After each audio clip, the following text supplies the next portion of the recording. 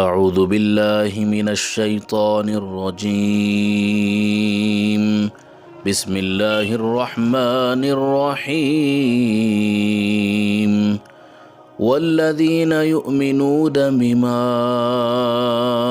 انزل الیک وما انزل من قبلک وَبِالْآخِرَةِ هُمْ يُوقِنُونَ۔ اور متقین وہ لوگ ہیں جو ایمان رکھتے ہیں اس کتاب پر بھی جو آپ کی طرف اتاری گئی اور ان کتابوں پر بھی جو آپ سے پہلی اتاری جا چکی ہیں، اور آخرت پر بھی وہی لوگ ایمان رکھتے ہیں، یقین رکھتے ہیں۔ اس آیت کریمہ میں متقین کے باقی صفات کا بیان ہے، جس میں ایمان بالغیب کی بھی تفصیل موجود ہے اور ایمان بالآخرت کی بھی تفصیل موجود ہے۔ حضرت عبداللہ بن مسعود اور حضرت عبداللہ بن عباس رضی اللہ عنہم نے اس آیت کی تفسیر میں فرمایا ہے کہ نبی پاک صلی اللہ علیہ وسلم کے زمانے میں جو مومنین متقین تھے، پرہیزگار جو مومن تھے، وہ دو طرح کے حضرات تھے۔ ایک وہ جو پہلے مشرکین میں سے تھے اور پھر مشرف باسلام ہوئے، اور دوسرے وہ جو پہلے اہل کتاب یعنی یہودی یا نصرانی تھے پھر مسلمان ہو گئے۔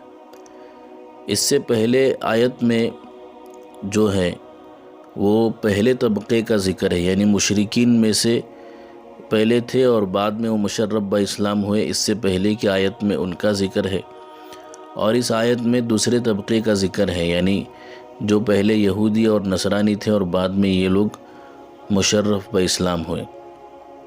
اسی لیے اس آیت میں قرآن پر ایمان لانے کے ساتھ ساتھ پچھلی جو آسمانی کتابیں ہیں ان پر بھی ایمان لانے کی تصریح جو ہے وہ فرمائی گئی ہے۔ اور پچھلی کتابوں کے زمانے میں ان پر ایمان لانے اور عمل کرنے کا ثواب تھا، دوسرے قرآن کے زمانے میں اب قرآن پر ایمان لانا اور عمل کرنے کا ثواب ہے۔ پچھلی آسمانی کتابوں پر ایمان لانا جو ہے وہ آج بھی ہر مسلمان کے لیے لازم ہے۔ فرق اتنا ہے کہ آج ان کتابوں پر ایمان لانا اس طرح ہوگا کہ جو کچھ اللہ تعالیٰ نے ان کتابوں میں نازل فرمایا تھا وہ سب حق ہے، اور اس زمانے کے لیے وہی واجب العمل تھا۔ مگر قرآن نازل ہونے کے بعد چونکہ پچھلی کتابیں اور شریعتیں سب منسوخ ہو گئی یعنی ختم ہو گئی، تو اب عمل جو ہے وہ صرف قرآن کریم پر ہوگا۔ تو اس آیت کریمہ کے ذریعے سے یہ پتہ چلتا ہے، خلاصہ اس آیت کا یہ ہے کہ پچھلے زمانے میں جو کتابیں نازل کی گئی، تورات، انجیل اور زبور، ان پر ایمان لانا آج بھی ضروری ہے۔ اور ایمان لانے کی کیا صورت ہے وہ بھی میں نے آپ کو بتایا کہ وہ سب حق ہے، کتابیں، آسمانی کتابیں، اور ان میں جو نازل ہوا اللہ کی طرف سے وہ بھی سب حق ہے، اور وہ اس زمانے میں واجب العمل تھا، یعنی اس پر عمل کرنا ضروری تھا۔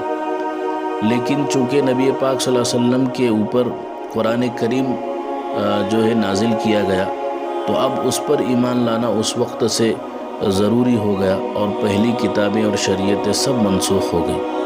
تو اس آیت کے اندر یہ پتہ چلتا ہے کہ اب جو عمل ہوگا وہ قرآن کریم کے اوپر عمل ہوگا۔